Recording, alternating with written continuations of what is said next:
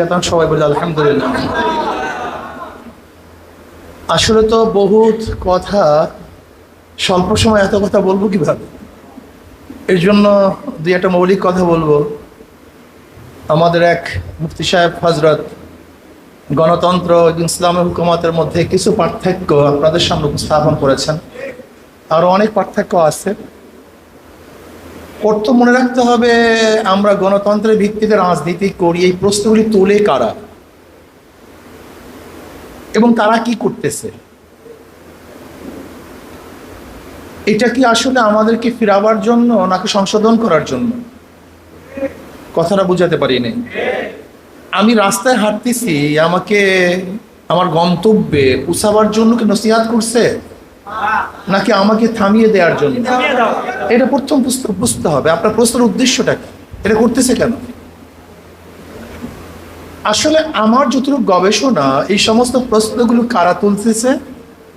যারা আমাদেরকে মাঝপথে থামিয়ে দিতে চায়। দেখেন, গণতন্ত্র ইসলামী হুকুমতের মধ্যে ফার ডিফারেন্স। গণতন্ত্র মানি জনগণের আইন, জনগণতন্ত্র মানি আইন।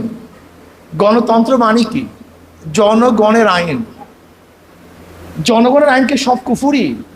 এইটা পড়তে বুঝতে হবে আপনাকে। জনগণের আইন কি সব কুফুরি? না।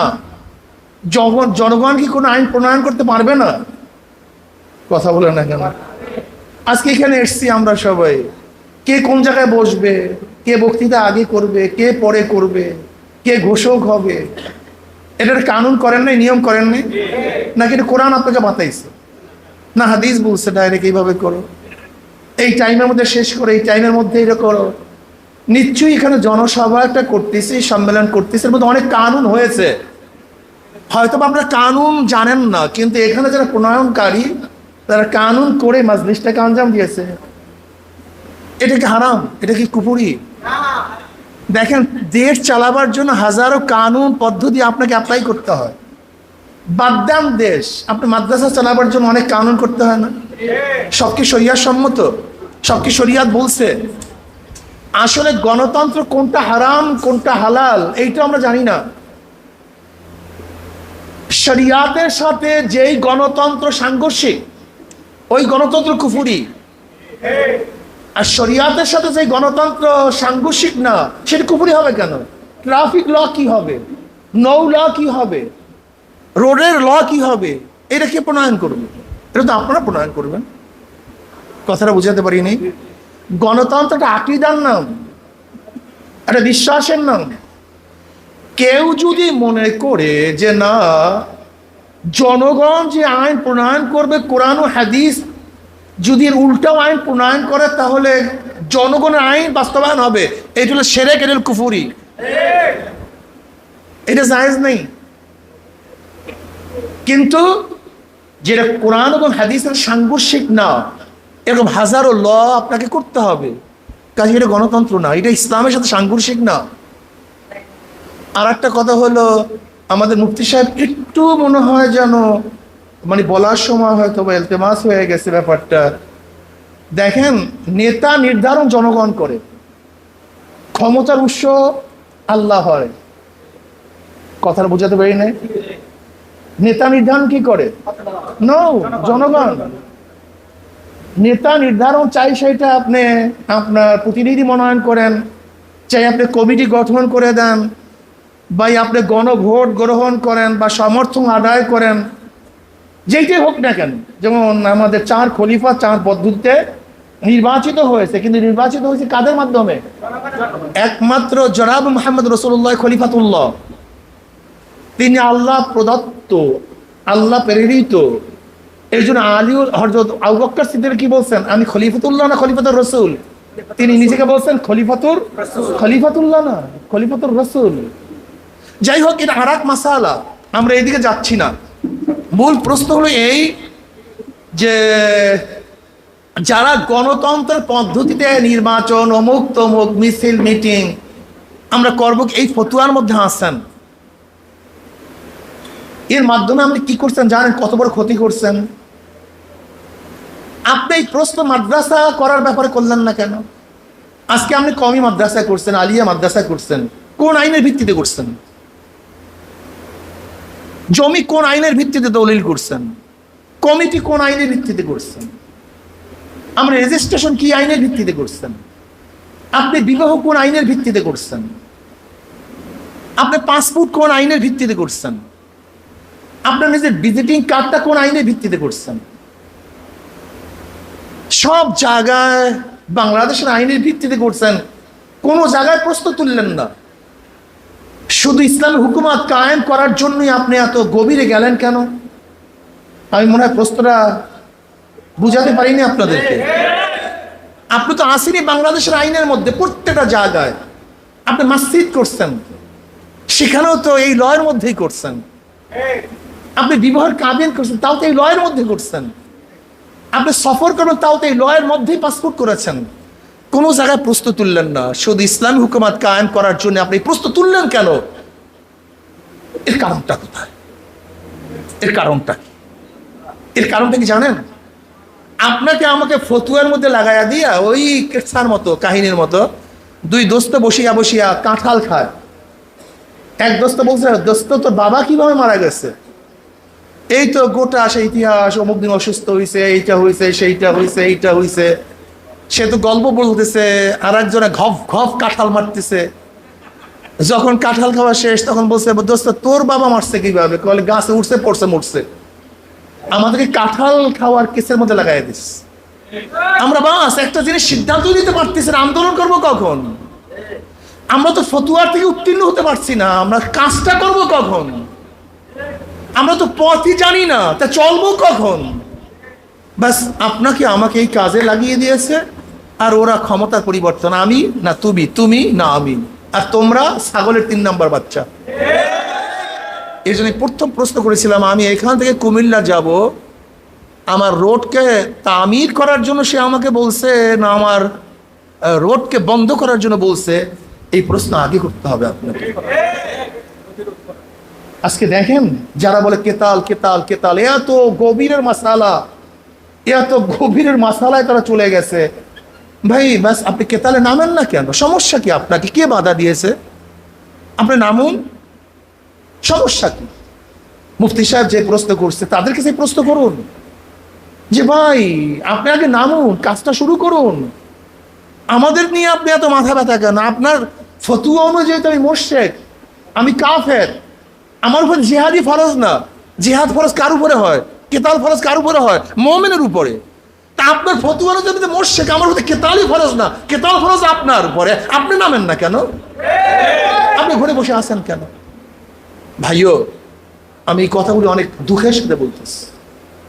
আজকে ক্ষমতায় যায় ওরা, দেশ চালায় ওরা, সব জায়গায় ওরা, ম্যাজিস্ট্রেট থেকে শুরু করে সেই প্রধান বিচারপতি পর্যন্ত ওরা, একজন সৈনিক থেকে শুরু করে চিফ, একেবারে সিএনজি অফ চিফ তারা।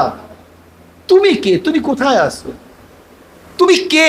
এদেশে কোথায় আসো? তুমি কোন জায়গায় অবস্থান করতেছো? তুমি বলো কোন জায়গায় অবস্থান করতেছো? আমাদের অবস্থানটাকে আমাকে বলুন। আপনারা বলুন আমাদের অবস্থানটা কোথায়, আমাকে বলুন।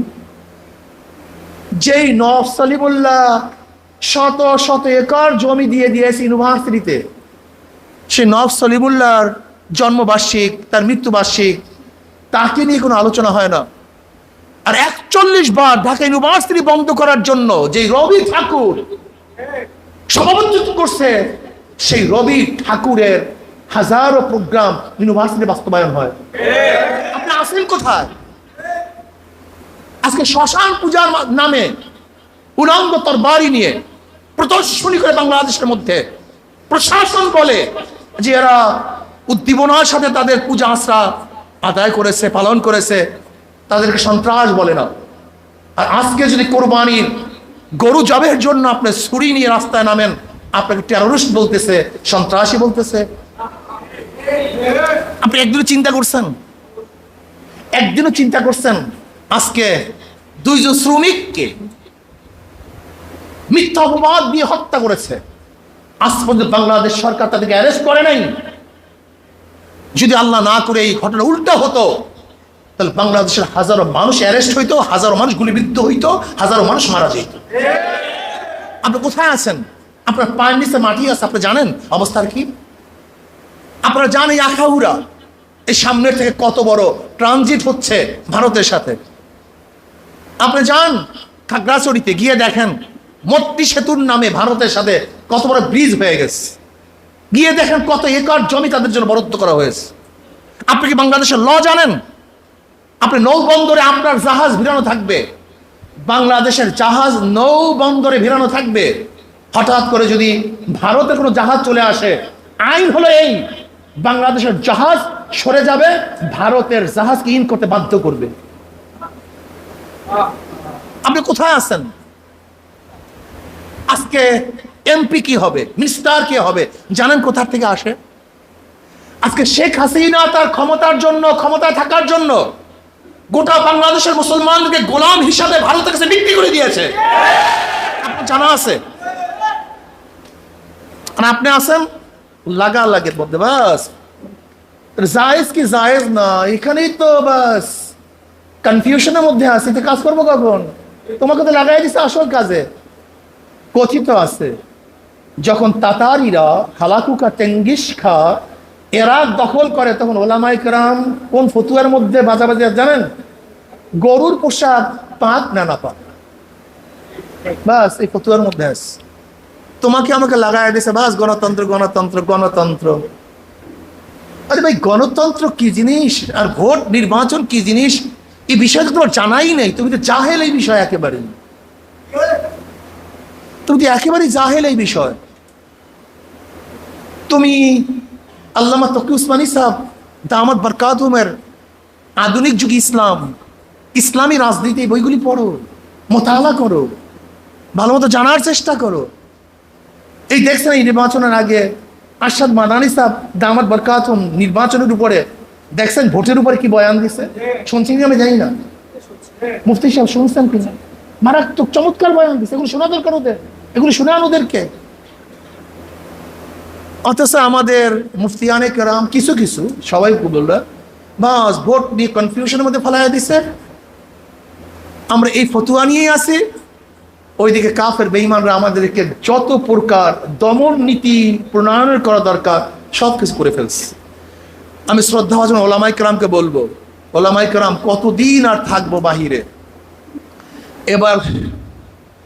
এবার একটু ইসলাম হুকুমাত কায়েম করার জন্য ভিতরে ঢুকি, ঐক্যবদ্ধ হই, পেট পিঠ নিয়ে শুধু চিন্তা না করি, দেশ নিয়ে চিন্তা করার চেষ্টা করি। ইসলামী হুকুমাত কায়েম করার জন্য ওলামায়ে কেরামের বাহিরে কোনো শক্তি নাই। ওলামায়ে কেরাম হলো মূল শক্তি। ওলামায়ে কেরাম আছে তো ইসলাম হুকুমাত হবে। ওলামায়ে কেরাম নাই, ইসলাম হুকুমাত কিয়ামতের পর্যন্ত হতে পারে না, হবে না। তাহলে কেন, কারণটা কি?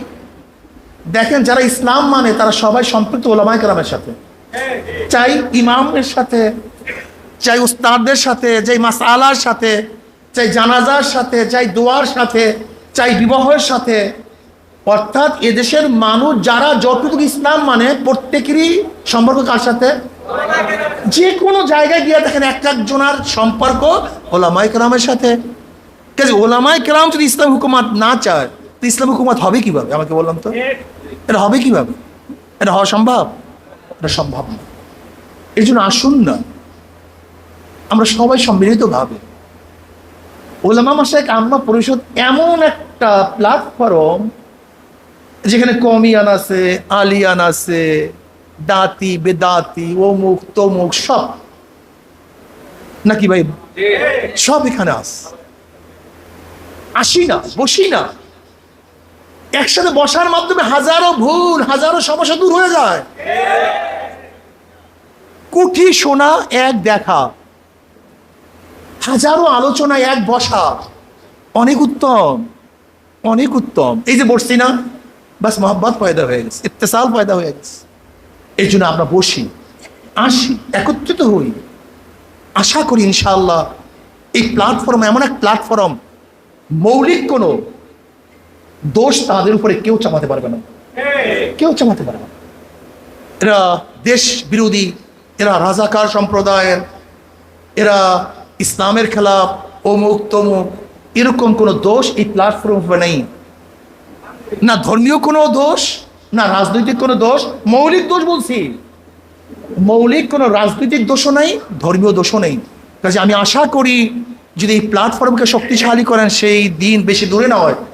এদেশে একদিন না একদিন কলেমার পতাকা উড্ডয়ন হবেই হবে ইনশাআল্লাহ, সেই দিন বেশি দূরে নয়। আপনারা ভাবিয়েন না দেশ তো খারাপ যাইতেছে। রাত্র যত গভীর হয়, সূর্য তত উদিত হওয়ার সময়ও চলে আসে।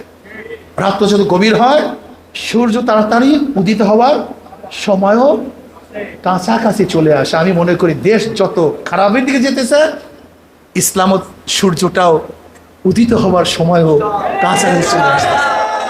আল্লাহ আমাকে আমাদের সবাইকে এই প্ল্যাটফর্ম ঐক্যবদ্ধভাবে কাজ করার তৌফিক দান করেন, আমাকেও দান করেন, আমাদের সবাইকে দান করেন। ওমা আলাইনা ইল্লাল বালাগ।